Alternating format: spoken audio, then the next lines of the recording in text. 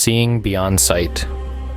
The Gospel of John, chapter 9. As he went along, he saw a man blind from birth. His disciples asked him, "Rabbi, who sinned, this man or his parents, that he was born blind?" "Neither this man nor his parents sinned," said Jesus, "but this happened so that the works of God might be displayed in him. As long as it is day, we must do the works of him who sent me. Night is coming when no one can work.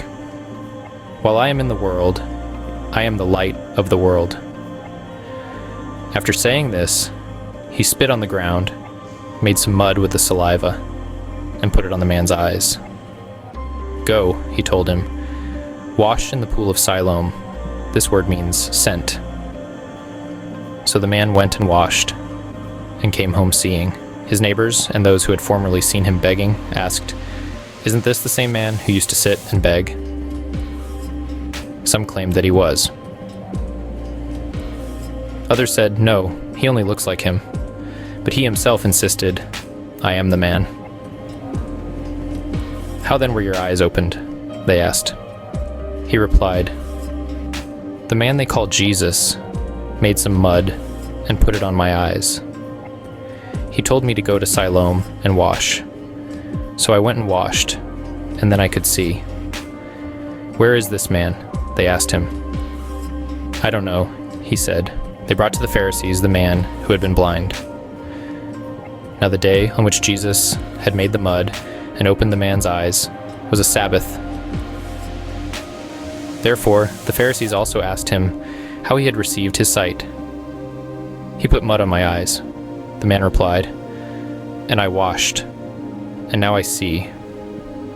Some of the Pharisees said, "This man is not from God, for he does not keep the Sabbath." But others asked, "How can a sinner perform such signs?" So they were divided. Then they turned again to the blind man. "What have you to say about him?" "It was your eyes he opened." The man replied, "He is a prophet." They still did not believe that he had been blind and had received his sight until they sent for the man's parents. "Is this your son?" they asked. "Is this the one you say was born blind? How is it that now he can see?" "We know he is our son," the parents answered, "and we know he was born blind. But how he can see now, or who opened his eyes, we don't know. Ask him. He is of age, he will speak for himself."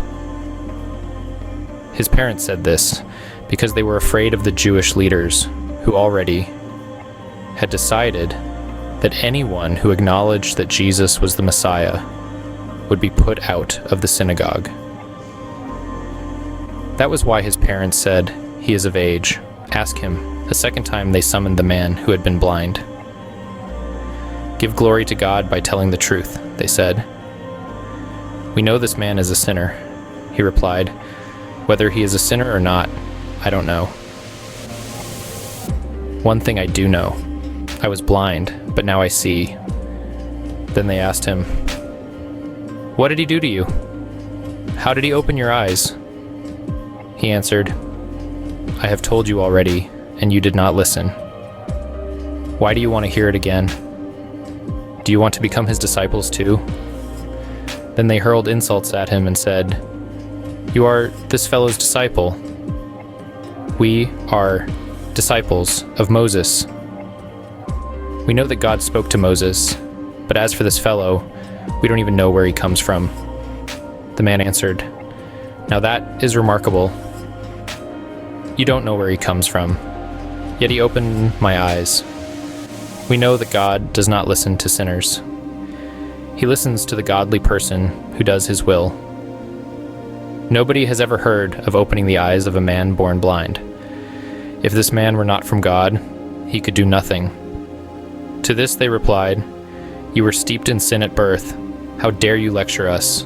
And they threw him out. Jesus heard that they had thrown him out, and when he found him, he said, "Do you believe in the Son of Man?" "Who is he, sir?" the man asked.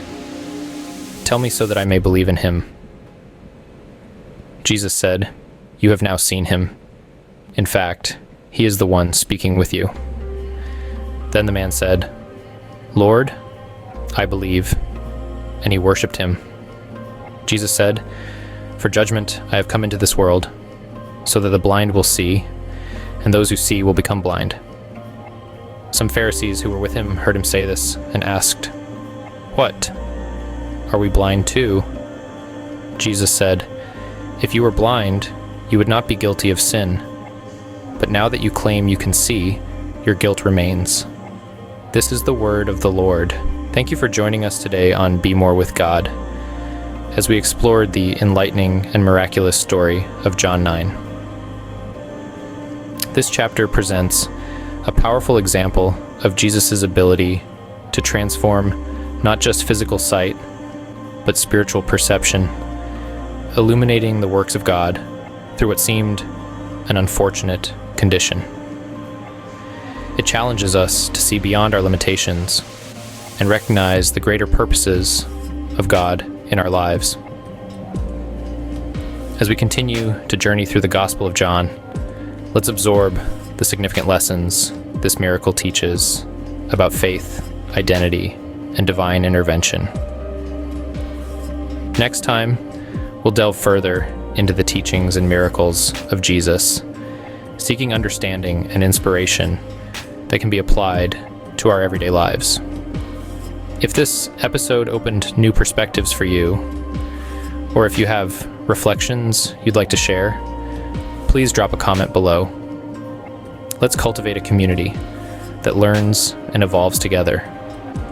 Until then, keep striving to be more with God in every aspect of your existence. May you find enlightenment and courage in His Word as you navigate through your week. See you in our next video.